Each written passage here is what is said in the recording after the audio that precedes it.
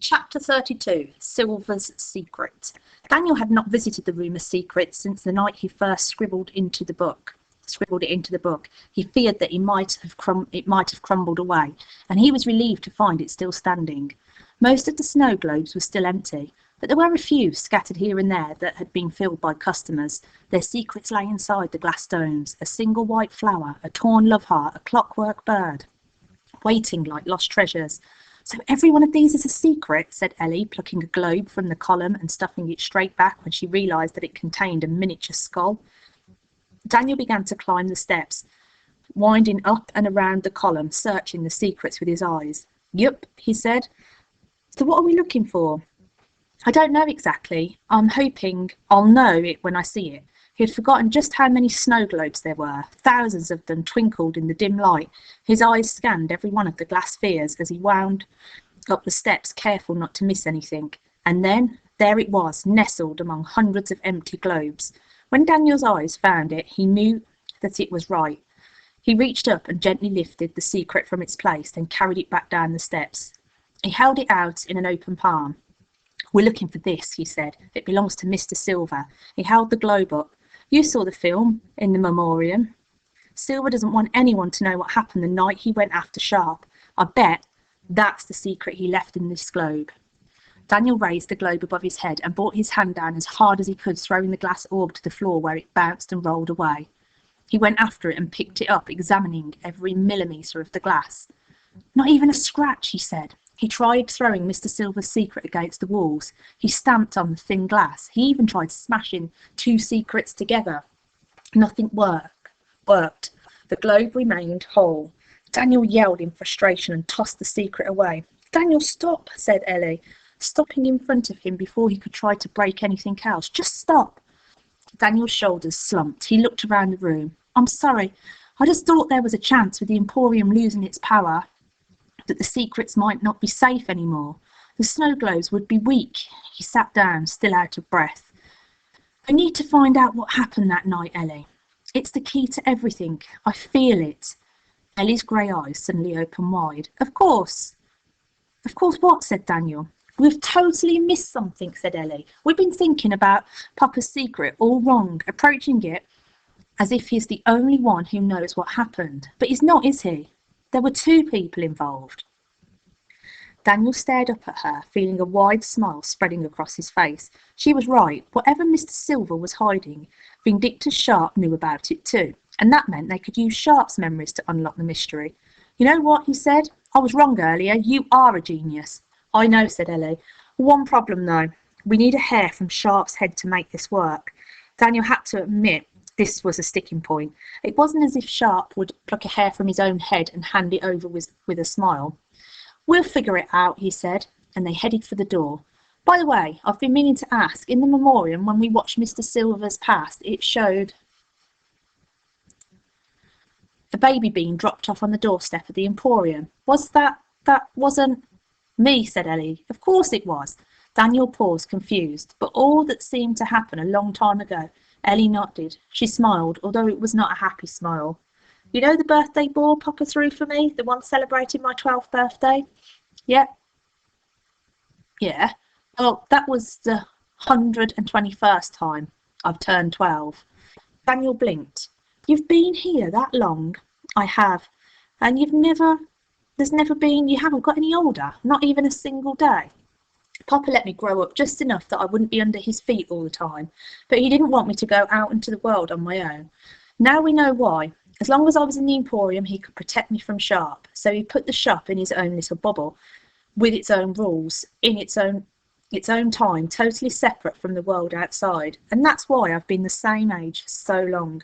People don't age here."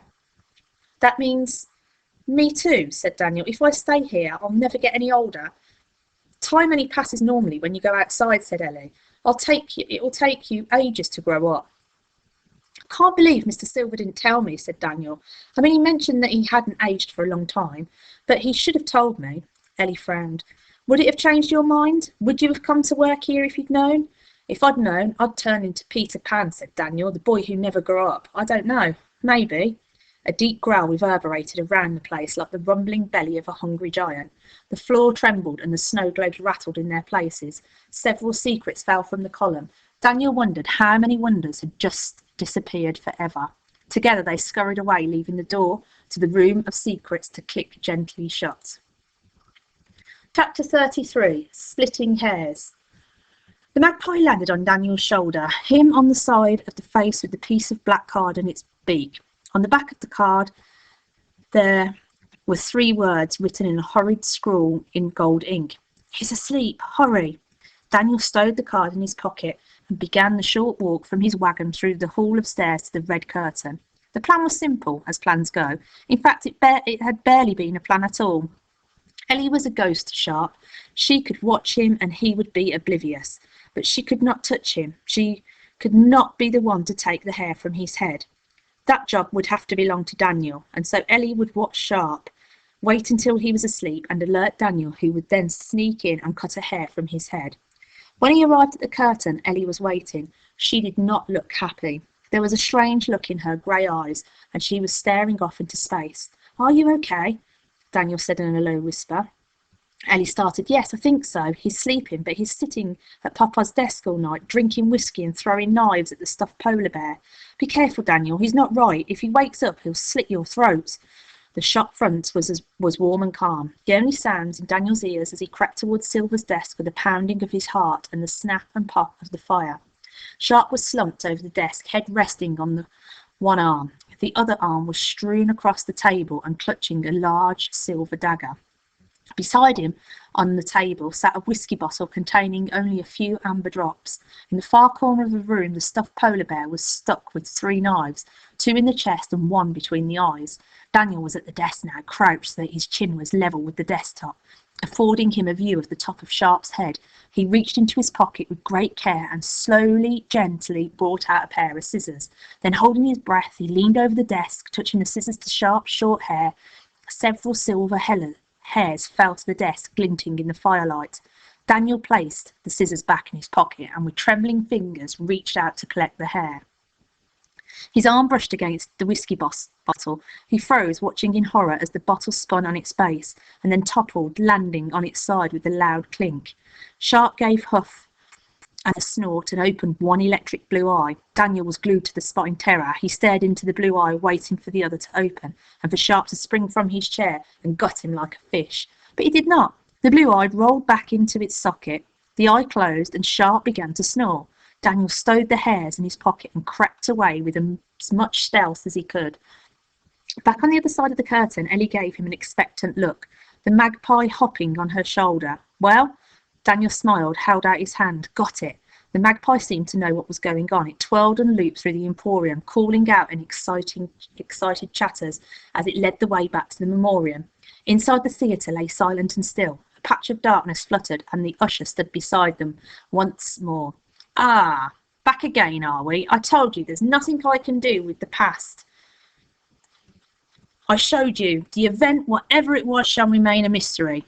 "Someone else was there," said Daniel. "The past belongs to that person too." He held out his hand with another hair. The usher snatched the hair and held it to his good eye. "Well, why didn't you say so?" he said, and he opened his arms, indicating the theatre. "Please take a seat." They sat at the screen as the usher sewed Sharp's hair into his head. Then he sat and flipped up his eye patch. The beam of light erupted and from his empty eye socket and found the screen. An image cracked to life. Daniel and Ellie sat back as they watched the truth at last. Ooh.